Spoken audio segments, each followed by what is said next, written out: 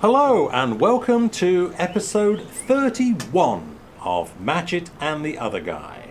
Kevin and I are, as ever, sitting outside my home on the banks of Lake Wylie in Charlotte, North Carolina. And once again, Kevin, it is an absolutely gorgeous day. Couldn't ask for better. Could not ask for better. We have reached episode 31.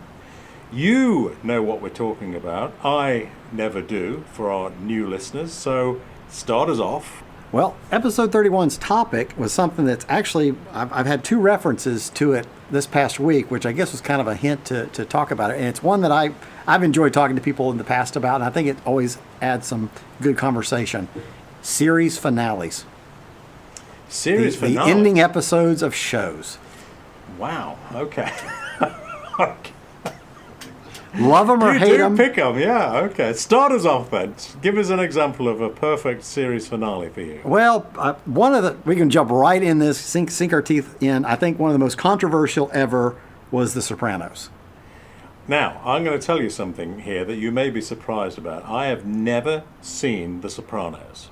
Really? I've seen clips from it. I'm aware of the show, but you'll have to tell me about the joys of The Sopranos. And I'm kind of aware what happened at the end because it's impossible to avoid it with the way the internet works. So, did you like it or not like it personally?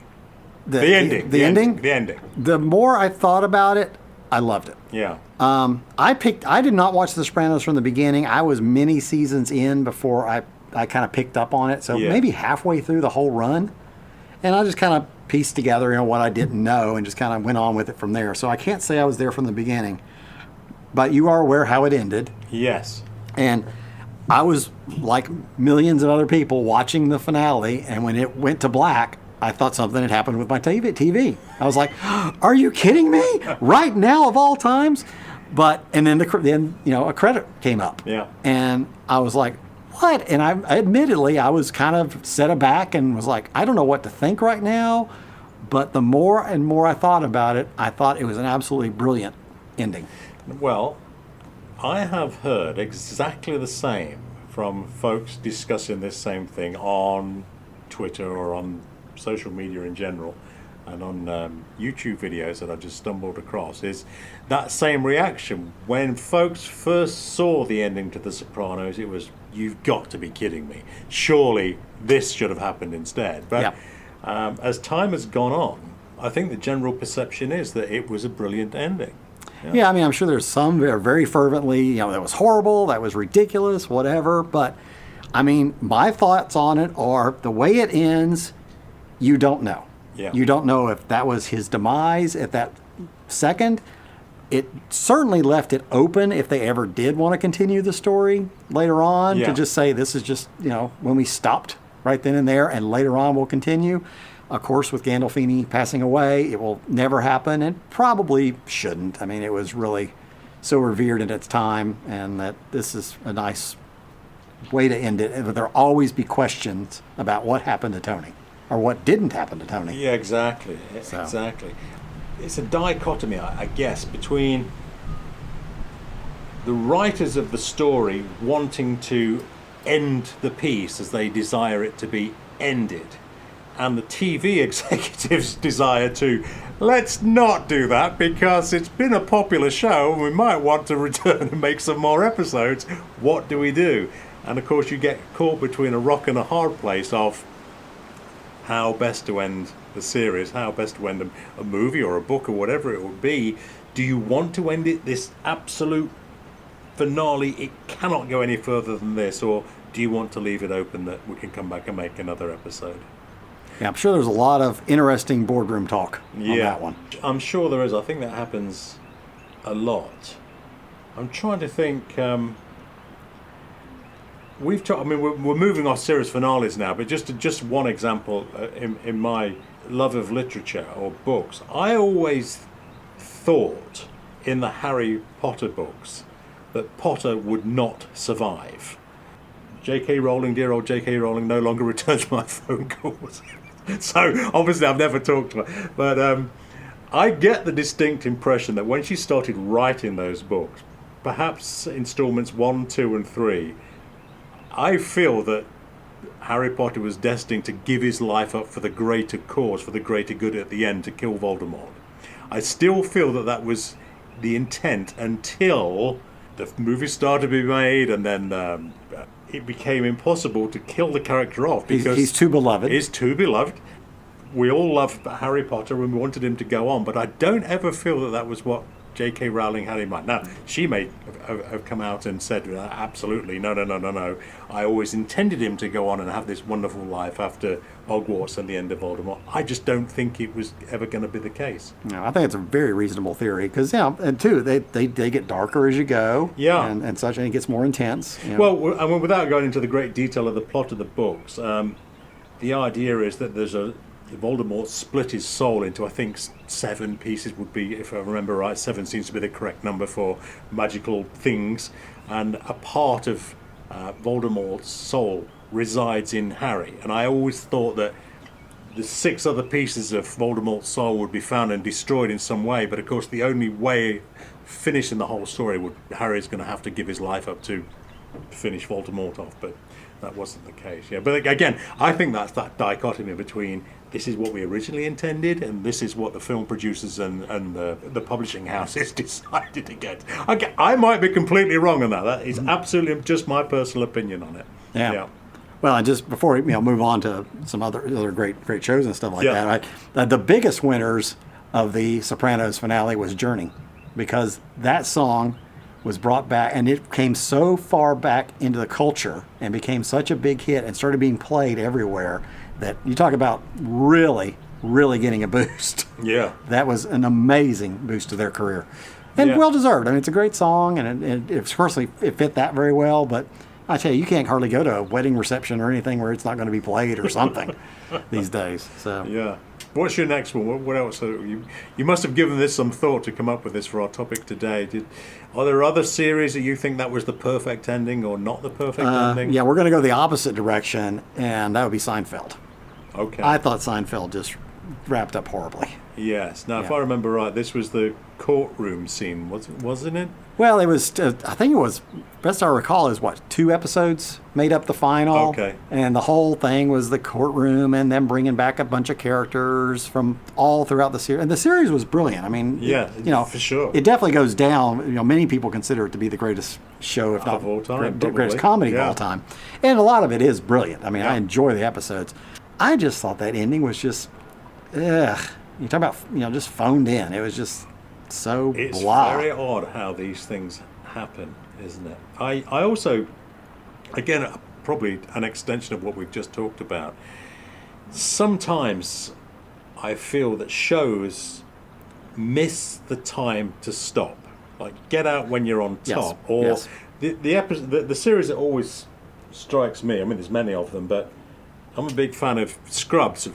And the first few series of Scrubs were great. They were very funny, and the storylines were very funny. But as it goes on, and a lot of the lead actors and actresses leave towards, you can tell when the series is beginning to run out of steam, and they leave, and they are replaced by the next string of actors and actresses that come in. And the show is not the same. We've already lost many of the reasons for watching it, whatever it is. It couldn't be Scrubs or anything else. And then there's this desire, I guess, once again, from everybody involved with the show, let's try and keep it going for one more series. And it has nowhere to go. It's lost its vitality. It's lost its life.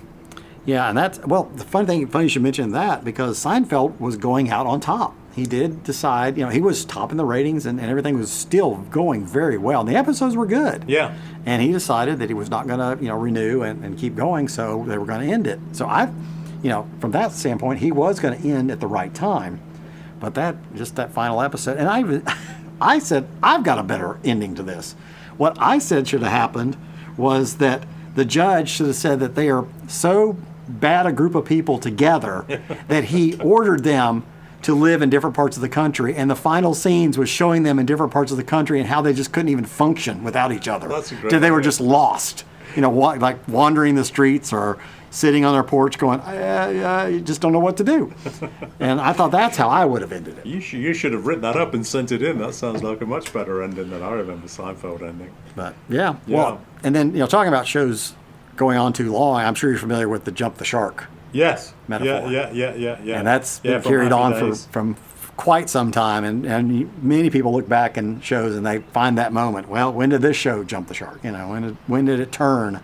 And there's far too many that have gone on beyond their. You've just described your desired ending to Seinfeld, and I had a similar idea for a desired ending for Scrubs, seeing as we've just been talking about Scrubs. And those familiar with the series of Scrubs will be aware of this running gag all the way through it, is that the janitor keeps asking Zach Braff's character if he put a penny in the door. The series starts in this way, like the janitor is trying to make the sliding door work and it won't open correctly, and he turns to Zach Braff and says, "Did you put a penny in the door? If you put a penny in this door, I'm going to take you down." And this forms this exchange between the two characters all the way through the series. But I kept thinking at the last episode, it would be so wonderful for Zach Braff to say, "I'm done with this, I'm walking off, my time here is finished," out of Sacred Heart Hospital. Walks through the door but puts his hand up on the top and pulls the penny out of the door and walks off. End of show. Would have been fantastic. But that's just me.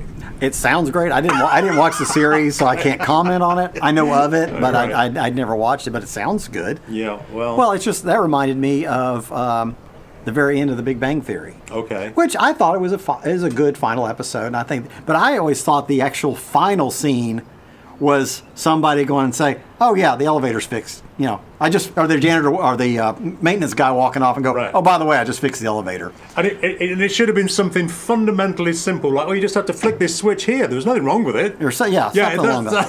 Now, granted, they did. It was kind of maybe almost a two-parter that made up the final episode. They did reference that no, the elevator's now working. But I thought it should be like the final, last little joke. That again was the running gag right through almost every episode. Yeah, was the yellow out of order tape across the elevator door. So yes, that's another great one. It most definitely should have been the elevator's been fixed, but it's not for me. It would have been not that it took a great deal of work to get the elevator fixed. It just needed click. That's all it needed. Yeah, and then the button with the toggle switch was on the door. Maybe somebody will pick up on us and hire us as writers. Yes, I like that idea. Yeah. Well, I guess the Hall of Fame has to go down to MASH. Yeah. Not only to this day, it's still the most watched TV episode of all time. In fact, if you get in like a look of all the most watched broadcasts or everything, like 29 are Super Bowls, and MASH is stuck in there in like position number 8 or something like that, because it garnered even after all these years. Because I had a running. Almost like side bet with my roommate. When Seinfeld was going to have that final episode, I was betting that they were going to draw more than a MASH had done, because Seinfeld was huge. And he kept saying, "No, I think MASH is still going to weigh out heavier." And you got to think it kind of makes sense in that there was more cable shows and stuff. You're spread out. Your audience was more spread out by the time Seinfeld came on. But again, it was only about 15 years separating the two endings. Yeah. One was 83 and one was 98, I believe. Really? Was it 98 that far? Yeah. Wow. Oh, it's definitely been that far. Yeah. But I lost that bet because I said, I think Seinfeld may pull a bigger audience, and it didn't. Were you a fan of MASH from, I wouldn't say from start to finish, but it was going on for a long while. But did you enjoy MASH? I watched it here and there. Yeah. I wasn't a loyal watcher. But I'd see it here and there, and my brother-in-law liked to watch it. So when I was staying with them, a lot of times we'd watch the 11 o'clock rerun or something at night, or something like that. I did sit and watch that final episode, and you've seen it, right? The final episode of MASH. Yes, absolutely. Yeah. But beyond the final episode, I mean, I guess the reason the final episode is so iconic is you fall in love with the characters, but not just one or two. In MASH, and MASH is a great example, Seinfeld is another example, you absolutely know everything about every character. They're all important. There's not one real second string player in MASH. I mean, they're all vital to the show, I think. I think that's how it worked so well. And Seinfeld was absolutely the same. Every character there seemed to be essential to the show. Yeah. Yeah, I think this one has to go down as my favorite ending, the way it was done. Did you ever watch Newhart? No. Do you know what I'm talking about? Yes. How at the very end, it's dark and He wakes up and he's in bed with his wife from his previous show, the Bob Newhart show, Suzanne Plachette, and she's like, "What's wrong?" And he's like, "I had this dream, and I was in Vermont, and I ran an inn, and there was these craziest bunch of people around us," and I was like, "That is brilliant." Yeah. To this day, it's I think the most brilliantly written final scene of a TV show ever. I love it. I'll occasionally pull it up on YouTube and just watch that final part. Well, that is a classic example of beautiful writing. Sometimes the writers and the directors and the producer of the show can finally agree on how something should be done, and that's a classic example of it. Yeah. One of my favourite TV series as a kid growing up in England was The Prisoner, Patrick McGoohan. I've heard of it. It's a wonderful, enigmatic, slightly surreal series, filmed, curiously enough, in a little village in North Wales called Portmeirion. And Portmeirion is a real place, and it was a hotel complex built by a chap called Clough William Ellis, if memory serves. And he was an architect, going back now to the early 1920s in Wales. And Clough William Ellis, I think I have his name correct, wanted to build a little Italianate village on the Welsh coast. Seems absolutely extraordinary. You'd never be able to do it now, of course, because building permission would never allow that to happen. So he set out to recreate a village that you would find in the Adriatic, for example, or on the Mediterranean coast. Beautiful terracotta tiles, the walls painted pastel colours of blue and pink and yellow, and he would go around the world and find statues and bring them back, and he built this absolutely gorgeous. If you've never seen Portmeirion, go on to Google, gentle listener, and just put in The Prisoner or Portmeirion, Wales. This village will come up. Looked absolutely spectacular, but it was very isolated in a quiet corner of the Welsh coast. And when Patrick McGoohan stumbled across Portmeirion, he said this would be an absolutely perfect location for a show that I'm working on called The Prisoner, where he would play effectively a James Bond character, and who resigns from the Secret Service, but is immediately kidnapped as he resigns, and wakes up the next morning after being kidnapped in the village, which is Portmeirion.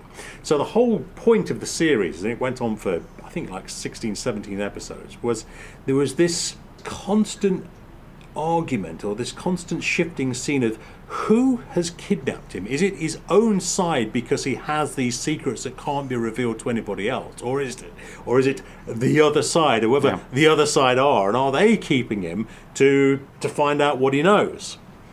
And episode after episode after episode, it went on like Patrick McGoohan's character, who was always just known as number 6. Everyone in the village was given a number. Patrick McGoohan's character would try and escape from the village and would be thwarted at the last minute and could never escape for whatever reason. And this was a wonderful thing. It went on after episode after episode. But coming back to the point of our podcast is series finales and how did this thing end? Well, it's clear, to me at least, that towards the end, and Patrick McGoohan was given complete control over his own TV show. Spend what you want, because he was a huge star back in England at the time. Spend what you want, do what you want, the series is yours. And it was a tremendous success, but towards about of the 17 episodes, by episode 15 it became clear to me that Patrick McGoohan had no clue how he was going to finish this. Who has got the prisoner? You know, there was no real structure to the end of the story. And in episode 17, the final episode, it just falls away into complete surrealism. And the next thing you know, Patrick McGoohan as the prisoner is standing in the middle of central London. Thinking, wait a moment, this can't possibly be. It was supposed to be somewhere far flung in the world. It most certainly wasn't supposed to be on a double-decker bus in central London. That is definitely not the way that series should have ended, I don't think. But on saying that, it has become an absolute cult classic, and to this day, I mean, this was filmed in 1967, I think. To this day at Port Miriam, every year there is the Prisoner Appreciation Society who rent out the rooms and the buildings at Port Miriam and hold a convention there. Good for them. Yes, yeah. So the prison really has become a cult classic, and I love it. I mean, I love watching it. It's great fun, but I do think Patrick McGoohan just lost control of what he was trying to do. I think, yeah. What other great series finales spring to mind with you? Well, let's see. You'll kind of get a kick out of this. Is I'll even watch some series finales of a show I didn't ever watch because I always like to see how they're going to wrap something up. Yeah. You know, because I'll be aware of the characters or aware of the basic story, and I'll just tune in to see the final episode. You know, but another one. This wasn't a show that I watched, but I've seen it talked about in a documentary, or talking about TV shows. You remember seeing Elsewhere from the '80s? It was a hospital show, and it had Howie Mandel and Denzel Washington. It might have been Denzel Washington's first role, and some other famous people you would know. One of the guys is the actor that was the voice of Kit. He was one of the doctors. But what happens in the very last episode is it's revealed to be the hospital is inside of a snow globe, and the whole series and the whole thing has been in the mind of an autistic boy. Oh, wow. And I was like, again, I never watched the show and I didn't see that final, but I was like, that's pretty amazing right there. And what drives me even crazier is shows that never have a final episode. The ones that, and the ones that have been around for years. Yeah. It's one thing to, not give something a chance and then, write it off, but, a show may go for many years and you never get a final episode because they've decided to cancel and they never go back and refilm. Feel shortchanged. Yes. It's like, put an ending to it. We need an ending to it, yeah. This is a pet peeve with me, and I'm sure with countless other people, you too, I'm sure, is end it. When it's time to end something, end it. Yeah. It needs to be finished.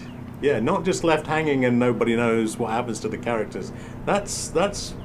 We feel shortchanged as viewers. Yeah, I think they just, they look at it and go, well, the ratings are down, we're not renewing, and there you go. I mean, some of the classics that we grew up with, not that they're great, pieces of art, but Gilligan's Island had like 66 episodes, and I can't remember which one was the last one. Yeah, but they did come back and do the movies. I will say that. But now, funny enough, I don't know why, because we're watching TV all the while, aren't we? I was watching reruns of Batman, the '60s series, which I have the DVD set. We may have even spoken about it before. That is another example of an absolutely fantastic TV show that just. The final episode really just stopped. Mm-hmm. We're all waiting for something else to happen, and it never did. Was it one of those Batman cliffhangers where it ended? It's always like tune in next week. No, we got to the end. We as viewers, we got to the end of the episode, and if you remember, it was so it ran for 3 seasons. And only season 3 had Batgirl in it. Batgirl just suddenly appears from nowhere. Hey, I'm Batgirl. Oh, okay, great. We'll accept you then. And so Batgirl was in series 3. And I think the final comment, if I remember right, was Batgirl's running gag in her series was she would just disappear at the end of the episode, right? And they would turn around and say, well, whatever happened to Batgirl? Well, that's all part of her mystique and charm. That's what she does. And I think that's how they ended the final episode. Was I think Robin said, hey, and where's Batgirl gone? To which Batman replies, well, she's just disappeared. That's what she does. Yeah. But that was it. I think we're all waiting for another episode. Now, I understand that the rights to the show were taken up by another TV company, and I wish I could remember who it would be. And I understand that sets were built to replicate the precise sets that were used in the first 3 series by the owners of the rights, but the show was never made. Wow. So the sets were built, but nothing ever happened with it. But yeah, when it's time to end it, please, please, please end it. Well, I don't think, I couldn't say for sure, but I don't think there was a final episode. I mean, there's obviously a final of everything, but a planned final episode of the Andy Griffith Show. Yeah. I know there wasn't for the Beverly Hillbillies, which I always look back as I think it's one of the greatest shows ever. The writing was phenomenal. The scenarios that they came up with consistently for years. And it's a show that I still to this day say never jumped the shark. Yeah. They went from black and white to color, yeah. Which that's not a big, thing that's going to change your storylines, but they were all funny. You know, there's some better than others, sure, just like anything else. But they were always consistently a funny, well-written show. Ran for a long time.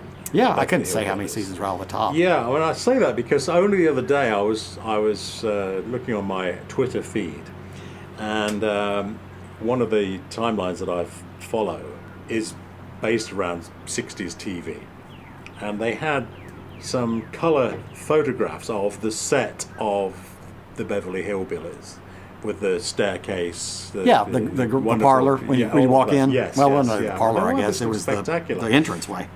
Yeah, well, I didn't realise quite how long running that series was. I can't remember now how long it was, but it seemed to have been running for a long while. Yeah, I'd have to look, and again, it's, I guess, having too much time on your hands. But for a while, I would watch an episode on YouTube during my lunch break at my shop, and so I watched every single one from the very first episode to the last one. Yes. You know, just however long it took. You know, some days I was busy and whatever and didn't do it, but I just did it in sequential order, and I really enjoyed it. It was a really enjoyable time. I think our conversation here, it highlights to me the difference between, I often talk about Formula One as being, is it a sport or is it an industry?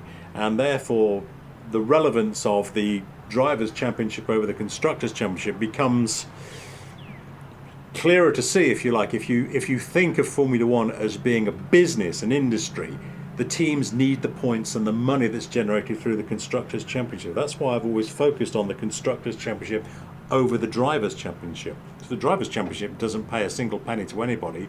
It's just the fun of being presented the trophy.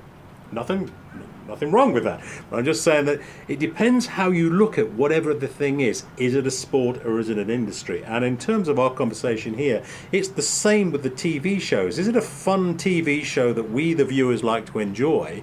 Yes, it is. But from the TV side, it is absolutely a business, and it's a cutthroat business. Oh, very much so. And if something isn't making money, it's got to go. Mm-hmm. Got to move on to the next thing. And so I assume, I've been around TV for 20 years now, but more in sports television than anything else, of course. But I assume that's simply how it works, is somebody's got to make the decision that this show's got to go because we're not putting any more money into it. Yeah. Well, that leads right into part of this topic that I wanted to touch on, too, was the fact that they don't give shows a chance anymore.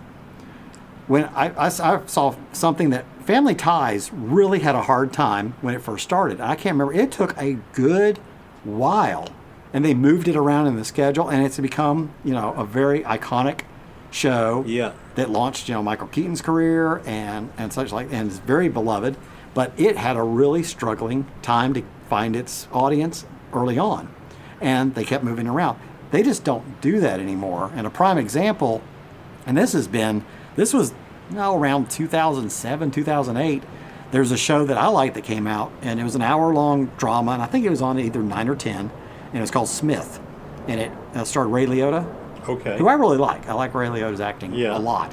So that's probably why I started watching it. Well, he played a guy who had a normal job. I think he was like an architect or something like that during the day. Yeah. But at night he had this team, and they would pull art heists. This sounds very familiar. Yeah. And I thought it was off to a good start, and I was watching it maybe 5-6 episodes in, and all of a sudden it disappeared mid-heist, mind you. I mean, they were literally, it had started, this big one that they'd planned, and things were happening, and you're ready for the next episode, and nothing. That's the end of it. And I got so frustrated with that, going, I said to myself, these executives that run these TV studios, every fall, they're like on their knees to the public, please, please, we beg of you, watch our shows, please, please. And then you do, and they go, oh, well, you don't matter to us, we're moving on. I'm afraid it is like that, isn't it? Again, we've just mentioned it. Is it a fun TV show that we like to watch, or is it a business? But I agree with you 100%. If you commit to something, then give it a chance to prove itself, or don't commit to it in the first place. Yeah, that's easy for us to discuss here because we're not pumping millions of dollars into a show which, if it fails, we've lost millions of dollars. And I do understand that, again, TV is a business, it's an industry, and everybody's got to make money or the whole thing collapses. But there must be some common ground there somewhere where give a show a chance to breathe and prove itself. I think it's essential that happens. But. Yeah. Now I'm sure things are quite different, but now that you have Netflix and Hulu and all these independent, it's probably a totally different industry now, and how you go about it, I wouldn't even begin to know. But you've got to give these shows some sort of a chance. And I remember one. Now again, I didn't watch it, but there was one. It was a sitcom starring Heather Graham. They gave it one episode and killed it. I'm like, how on earth are you going to know how that's going to play out with one episode? Yes, I remember a show a few years ago, very similar. It was, if memory serves, it was called Men at Work. I can't remember which network it was on now, but I do remember seeing a trailer for it. Set around an office, and it was guys in an office, men at work, and what they get up to. And I do remember seeing the trailer for about 20, 30 seconds and thinking to myself, that show is doomed to failure. I might be wrong. We'd have to check the figures on Google. Now, granted, there are shows that deserve a horrible death. They simply deserve not to be there in the first place. Exactly. They should have never even happened. But it just, again, it highlights, I suppose, how difficult all that work is of who is the target audience, and we're all different. What you and I like is not going to be what somebody else likes. I get that. And that alone must be difficult. Where is the target audience? Who is it playing to? When is it playing to them? What day of the week? And all that. And there must be so much involved in that. But it does come down to the fundamentals of how shows became so popular in the past was you did, and again, I might be wrong, but I get the impression TV execs did used to give shows more of a chance to prove their worth before cutting them. I think they had to. Because like I said, My Family Ties was in the, early to mid 80s when it started, and they did bounce it around a little bit. Yeah. But I remember when The Office came out, the American version of The Office, I saw the pilot episode and I said, this show is brilliant, but the American people aren't going to pick up on it. Yeah. Fortunately, I was wrong, and it did get picked up on. You were wrong on that one, but yes, I understand. I was pleasantly surprised that it did last. So. Yes, and the British version of The Office, with Ricky Gervais starring role in The Office, if I remember right, only ran for 2 seasons. Yes. And I think he turned around and said, we're done, I don't want it to go anymore because I want it to end. Well, that is something that you may be able to reflect on this and give me a better answer on this. I think a lot of shows come out of, I think they look at them differently. They will pick a show and determine, even before it starts, this is going to be X amount of episodes, and that's what we're going to film and do. I believe that's right. In terms of most British TV shows, if I have this correct, will run for 6 or 8 shows. But the show is budgeted for 6 or 8 shows, so the first season is already financed, and then we'll see whether or not there'll be a second season, based on the longevity of the success of the first season. And I think Gervais said after the second season, we're done.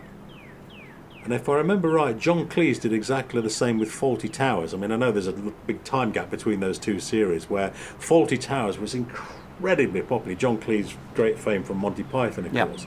And I'm not sure how successful Fawlty Towers was in the United States. I'm sure it's been shown since. But when Fawlty Towers was released with John Cleese playing this hotel owner, it was an instant success. I mean, Britain just fell in love with it straight away because he absolutely nailed this character of a pompous hotelier on the south coast of England. Just that sort of idea of, and everything that went around it. It was instantly successful, and did the second season, and I think that was it. He said, we're done, we're not going to do any more, we're going out just where it needs to finish, this is it, we're out of it. Yeah. Well, because like we often refer to this, but I think it's going to keep being a running theme through many of our things we bring up is The Young Ones. Yeah. It was 13 episodes. Yeah, there's the same again, yeah. I also loved Coupling, and Coupling was 4 distinct seasons, and it was wrapped up and done. Now, refresh my jaded memory here. The ending to The Young Ones was they drove the double-decker bus off the cliff. Is that it? I think so. So I think it kind of had a final episode. I guess it did. I think... Because you got to remember I said when I first discovered it, I saw Bambi, and then I just watched it in rotation. So in my world, it just kind of rotated constantly on MTV Sunday nights at 11 o'clock. So if I remember right, and gentle listener, I'm sure you'll know the answer to this, or Wikipedia or Google or YouTube, or I bet the shows are on YouTube. I think in the final episode, the guys go out to rob a bank and they escape on a double-decker bus. Yep. And the double-decker bus goes off the cliff. Don't they crash through a Cliff Richard billboard on the way down or something? I think that's right. End of show. So that's a perfect way to end that show. That's so right, yeah. we'll put that as a positive final episode. We're talking about, how about this for a segue? Talking about time to end the show, we should think about ending this show. This episode, we won't end the series, Yeah. but we'll end this episode. I'm trying to look how long we've been running for. 36 minutes, I think, according to my laptop screen. Yep. 37 minutes now. How about that? So that's time for us to reflect. Although it's kind of fun.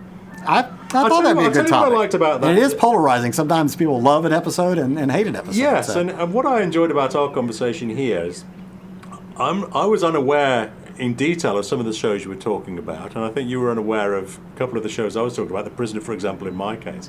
And it's fun that you can still have a conversation and discuss things and not be altogether involved in them. You know, like it's just a fun conversation. It's I always enjoy having these conversations, and the time goes so quickly too.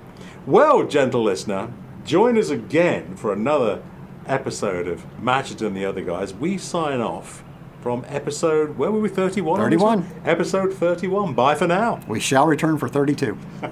Bye. We hope. We've got the budget. We'll be back.